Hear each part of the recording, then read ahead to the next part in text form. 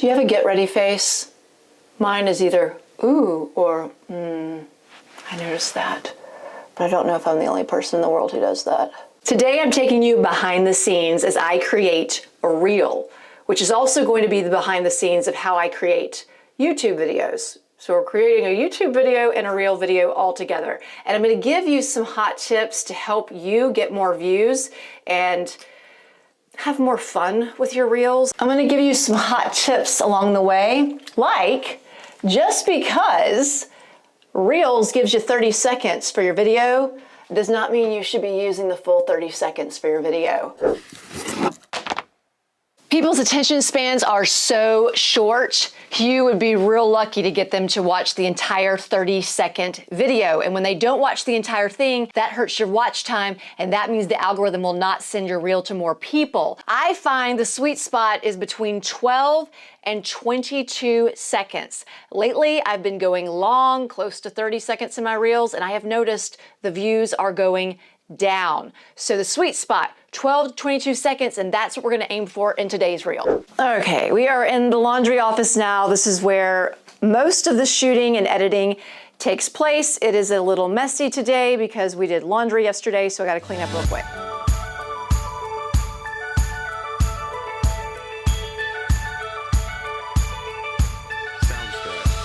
You should have a designated space where you always can go to crank out a video on the fly.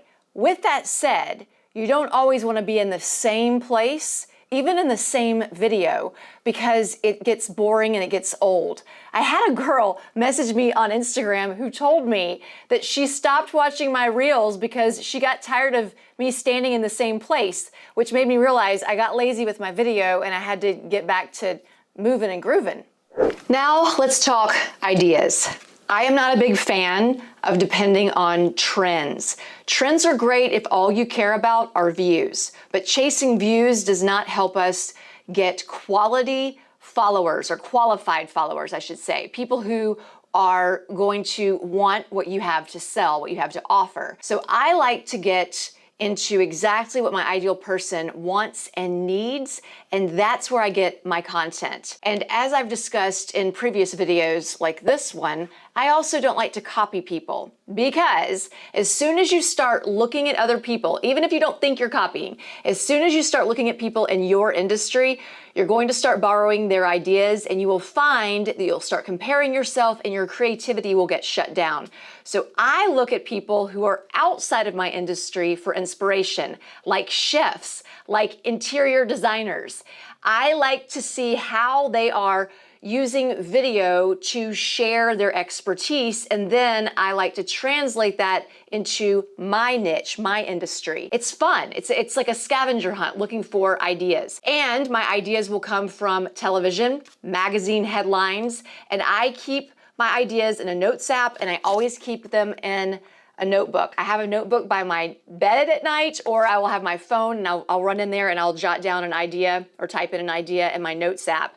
But I always have content ideas saved up somewhere, so I never have a day where I don't have an idea. I even write the bad ideas down because I find that when I let them marinate for a while, they eventually will turn into either a totally different idea or a better version of the original idea. Something else I don't do, I don't edit or shoot inside Reels. I shoot all my stuff and save it to my phone, and then I edit inside a video editing app called Video Leap, or if you don't have an iPhone, you can use one called InShot. I like that because it gives me so many different options. I can shoot things out of order, I can shoot things and then save them for later, and I can play with the timing. I will go and shoot stuff and then throw it on the timeline in Video Leap and see if I like the way it flows, and I also see how much time I have left so that I'm always close to that 22-second mark or less. At least that's what I used to do until I started getting long-winded and my views went down. So that's what we're gonna do today.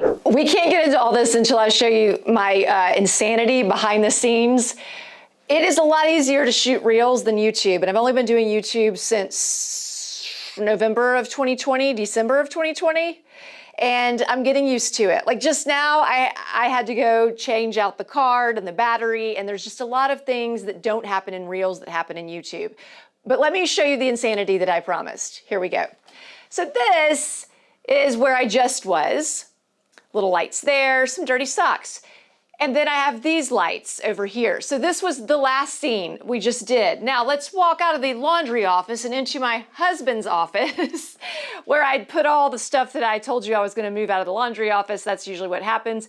Huge reflector that is way too big for my space, and now it lives in my husband's office. This was the scene in the closet that you just saw. So we have lights here. Yes, I have a lot of lights. I was about to say some women collect shoes, I collect lights, but I collect shoes too. And then this was the first scene in this video. And the reason that I'm showing you this is because we're going to be talking about that holder right there, which is what this camera was on at the beginning of this video, but that's actually what the reel is all about today. Just put my mount on the window in the kitchen. So this is scene one because I'm losing light, and I want to show how you can get really good natural light when you use this on a window. I brought up my cutesy little $29 ring light from Amazon. By the way, all of the stuff that you're seeing is in the links below in the description. So if you're interested in any of this, but I like this guy because he's really lightweight, and I'll bring him up here if I'm gonna do a quick stand up like I'm about to do in the kitchen. And just because you're here, I brought this extra light. I normally wouldn't do this, but our house is very dark. They just didn't believe in big windows back in the 70s when they built this thing. Real quick, I use an old phone that doesn't work anymore for a prop. So I have a lot of B-roll or video in my reels of me using a phone. And so it's really just this phone. This is the phone that I'm actually recording my reel on. This is just a prop. So I'm gonna pause now to go and shoot this first scene, and then I'll meet you back downstairs. Quick, I use an old phone that doesn't work anymore. Oh, hi, you're back. We are now looking at the video we just shot upstairs for the YouTube video, and I just went over all the B-roll for the reel. So now it's time to throw that on a timeline and see if we can get it under 22 seconds or no more than 22 seconds. By the way, I've got you up on one of the mounts that I talk about in that reel. I'm gonna show you real quick. This is what it looks like. This is the arm. Now this is for my podcast mic, but this arm right here, it's a magic arm, and it can hook onto anything. It's really cool.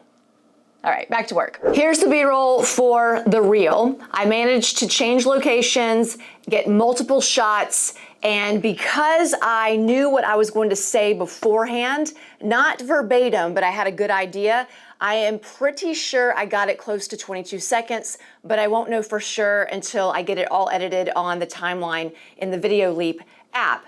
And then I can tweak, take out things, and edit out pauses so that I can get it as tight as possible.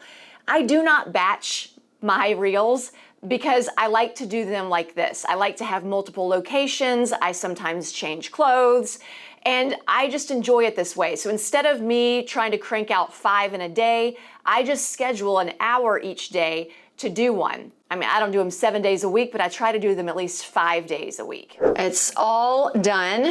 It is 23 seconds long, but I'm gonna leave it like this. And another reason I edit outside of the Reels app is, see, now I have this, what I call naked video. There's no text on it, and I can upload it to Reels and then add the text inside Reels. And what's great about Video Leap is when you hit export, you can export it straight to TikTok, and then I can add my text inside TikTok.